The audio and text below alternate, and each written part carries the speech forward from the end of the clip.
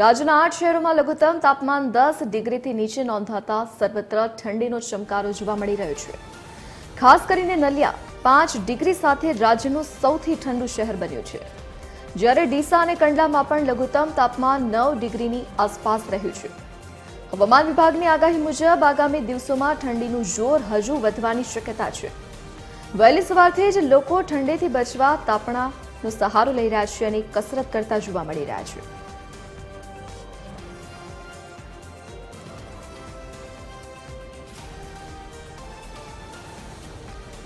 તો ઠંડીમાં વધારો થયો છે, 2 થી 3 ડિગ્રીનો ઠંડીમાં ઘટાડો જોવા મળ્યો છે। તો આગામી દિવસોમાં હજુ પણ ઠંડીનું જોર વધે તેવી શક્યતા હવામાન વિભાગ દ્વારા વ્યક્ત કરવામાં આવી છે।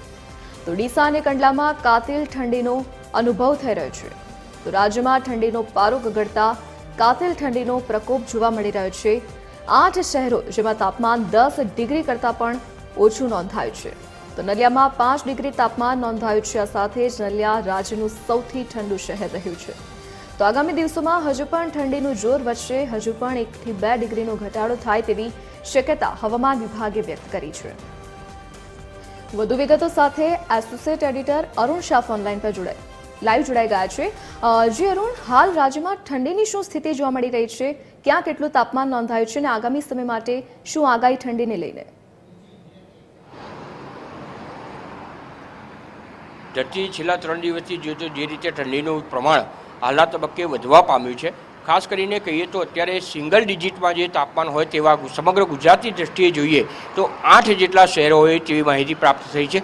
સૌથી વધુ શહેર સમગ્ર ગુજરાતમાં જોઈએ તો સૌથી વધુ શહેર હાલના તબક્કે કચ્છ જિલ્લામાં જે નલિયા શહેર છે તેમાં સૌથી ઓછું તાપમાન નોંધાયું છે। પરિણામે ત્યાં ઠંડી વધુ પ્રમાણમાં પડી છે। સૌથી વધુ અત્યારે જે હવામાન ખાતા દ્વારા જે વિગત પ્રાપ્ત થઈ છે તે મુજબ માત્ર 5 ડિગ્રી સેલ્સિયસ તાપમાન નલિયા શહેરમાં નોંધાયું છે।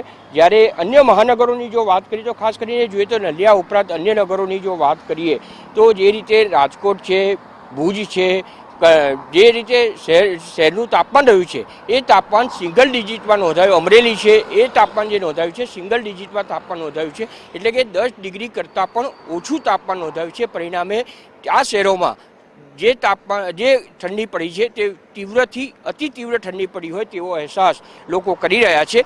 પ્રાપ્ત થયેલી વિગત પ્રમાણે હાલના તબક્કે અન્ય જો મહાનગરોની વાત કરીએ તો રાજકોટ સહિતના શહેર, રાજકોટ છે, અમદાવાદ છે, એ મહાનગરોમાં પણ 12 થી 15 ડિગ્રી જેટલું સેલ્સિયસ તાપમાન રહ્યું છે। પરિણામે કહી શકાય કે મહાનગરોમાં જે ઠંડી છે તે સામાન્ય રીતે અનુભવી શકાય, લોકો અનુભવી શકે તે પ્રમાણે ઠંડીનો અહેસાસ થયો છે।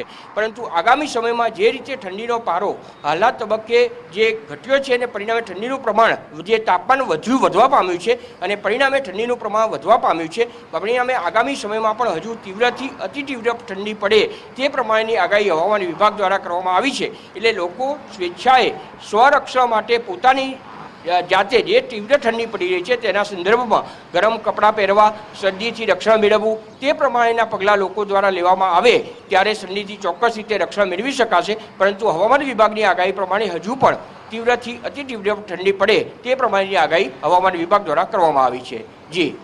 જી અરુણ, વિગત સાથે જોડાવા બદલ આપનો આભાર। તો હાલ તાપમાનનો પારો ગગડ્યો છે, જેના કારણે ઠંડીનો અનુભવ થઈ રહ્યો છે।